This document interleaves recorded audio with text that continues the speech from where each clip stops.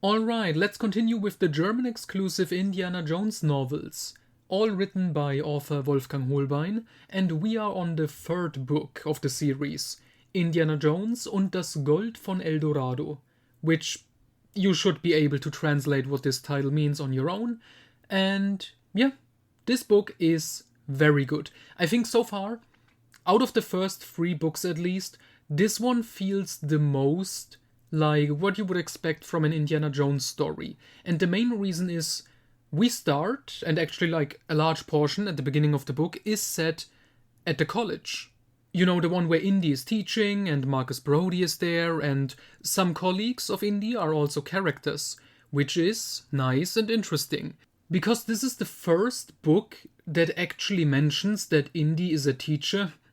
Because in the previous two books, Die gefiederte Schlange and Das Schiff der Götter, Indy was just, already in different places doing his own stuff. Like in the first book, he was in New Orleans searching for this woman.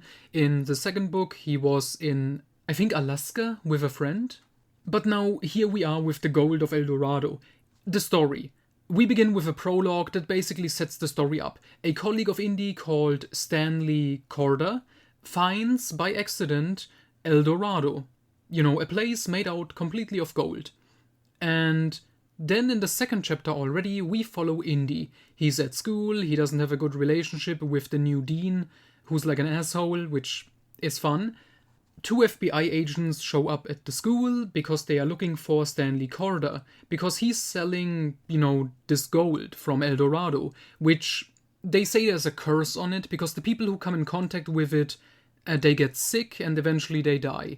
And now these two guys are investigating what's going on.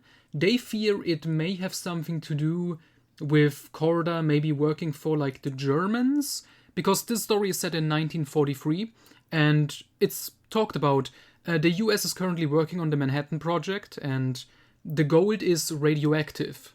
So they are afraid, maybe there's like a connection there. There isn't really, I don't think I have to spoil the ending and the little twists themselves.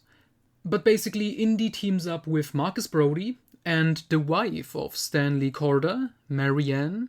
Not Marion, Marianne, with an A.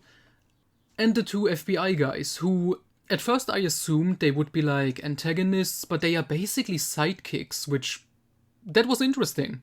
Usually those types of characters would only be like in a couple of chapters as antagonists, like I said, or maybe killed off pretty quickly, but no.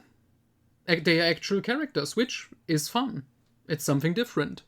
What this book also has, which the previous two didn't really, they did have, but this one has a very clear villain. The first two books also have villains. It was kind of twist villains. The bad guy in this one is very clearly the bad guy. He has a cool gimmick. He's like this deformed, blind gangster. Ramos is his name, and goddammit, he is good. Like, I think he's one of my favorite Indiana Jones villains, honestly. He's not necessarily a deep character, but he sure leaves an impression. And that's basically all I want to say about the story. It's basically all these different parties looking for El Dorado and this guy, Stanley Corda. The one slight spoiler I want to give is that the ending doesn't necessarily go into the supernatural, which is interesting. It goes more into science fiction? Not really, but the explanation what is going on is more like it's not ghosts or demons. I'm gonna say that much. So yeah, honestly, I would say this may be my favorite of these German exclusive novels so far. I would highly recommend it. This book was really excellent start to finish. And I hope it continues this way, because next time we're gonna talk about Indiana Jones und das Schwert des Genghis Khan.